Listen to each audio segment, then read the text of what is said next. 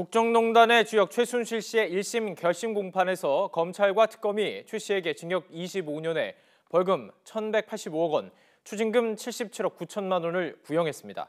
2심 선고는 내년 1월 26일에 이뤄집니다. 최재민 선임 기자 연결해서 검찰이 최순실 씨에게 중형을 구형한 구체적인 이유 들어보도록 하겠습니다. 최재민 기자. 네, 안녕하세요. 예. 자, 먼저 25년의 구형 어떤 의미가 있을까요? 네, 징역 25년은 검찰이 최 씨에게 사실상 법정 최고형을 구형했다고 해도 과언이 아닙니다. 우리나라에서 징역형은 종신형인 무기징역과 유기징역이 있는데 유기징역은 1개월 이상 30년까지 가능합니다. 죄에 따라서 최대 50년까지 형을 가중할 수도 있고요. 예. 그런데 최 씨가 받는 혐의는 뇌물을 비롯한 18개에 달합니다. 이 가운데 법정형이 가장 무거운 건 특가법상 뇌물입니다. 특가법상 뇌물죄는 수뢰액이 1억 원 이상이면 징역 10년 이상 또는 무기징역까지 처할 수 있습니다. 만약 법원이 검찰의 구형대로 그대로 선고한다면 최순실 씨는 30년 가까이 징역형을 살아야 한다는 겁니다. 이미 최 씨는 이대 입학 비리와 관련해 항소심에서 3년의 징역형을 받았고요. 25년까지 더하면 90살 가까이 징역형을 살아야 한다는 결론입니다. 그렇습니다. 그리고요. 이 징역형 말고도 1,200억 원에 넘는 벌금, 또 추징금까지 구형을 했습니다. 이거 어떻게 봐야 될까요?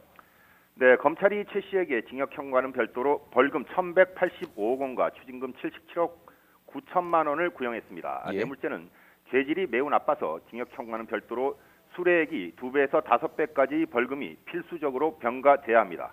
그래서 검찰이 최 씨에게 벌금을 구형한 겁니다. 그럼 왜 1,185억 원인지 살펴봤더니 최 씨가 삼성과 SK, 롯데로부터 받았거나 약속한 금액이 592억 2,800만 원입니다.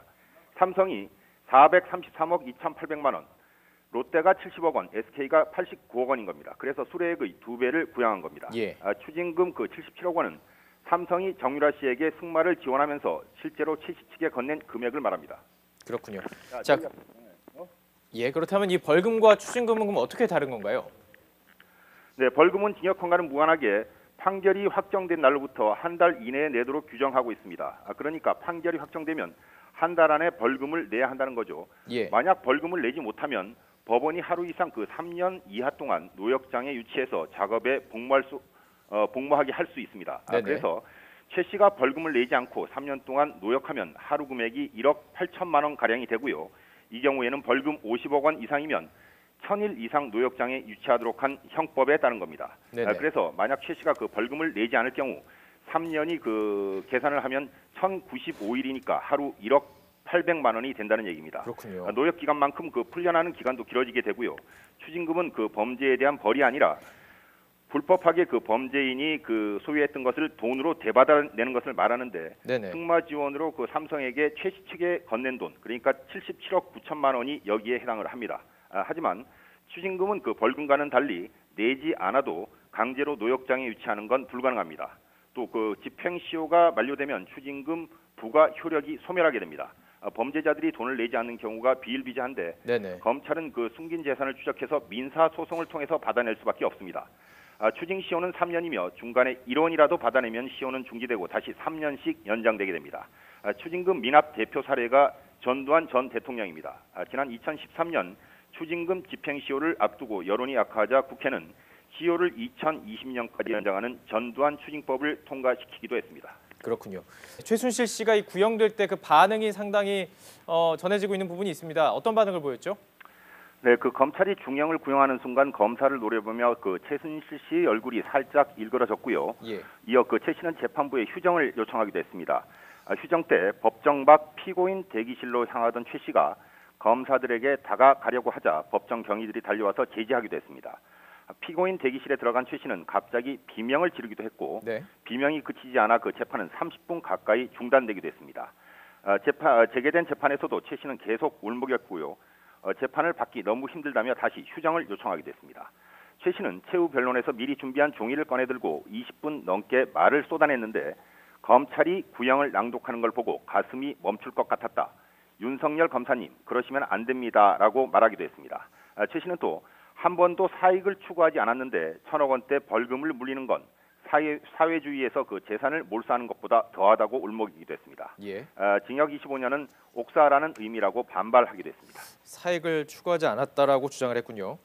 최씨 재판이 재판 출석을 지금 거부하고 있는 박 전 대통령의 재판 결과를 좀 가늠해 볼 수 있는 잣대다 이런 이야기가 나오고 있는데 어떻게 보십니까?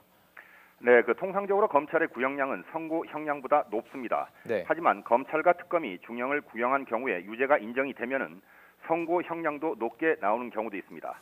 더욱이 최 씨와 박 전 대통령의 혐의는 상당 부분 겹치기도 하는데 두 사람이 대부분 혐의에서 공범이기 때문에 최 씨에게 적용된 구형량과 선고 형량이 크게 차이가 나지 않을 것이라는 게 법조계의 중론입니다. 이 때문에 재판부가 유죄를 인정하면 박 전 대통령은 최 씨보다 높은 형량을 선고받을 가능성이 크다는 전망도 나오고 있습니다. 보통 이 선고는 결심 공판 2, 3주 뒤에 열리는데요. 최 씨의 선고 공판은 내년 1월 말입니다. 이렇게 잡은 이유가 있을까요? 네, 재판부는 최 씨의 선고 기일을 내년 1월 26일 오후 2시 10분으로 정했습니다. 사건 기록이 방대하고 박 전 대통령 재판까지 병행하는 사정을 고려해서 6주 뒤인 내년 1월 26일로 잡은 겁니다. 더욱이 그동안 계속 미뤄졌던 1호 생중계 재판이 최 씨의 1심 선고 사건이 될지 여부도 관심이 쏠리고 있습니다. 또 그 내년 1월 26일에는 검찰이 징역 6년과 징역 4년을 각각 구형한 안종범 전 수석과 신동빈 롯데 회장의 선고도 함께 이루어집니다. 네, 지금까지 최재민 선임 기자와 함께 이야기 나눠봤습니다. 말씀 고맙습니다.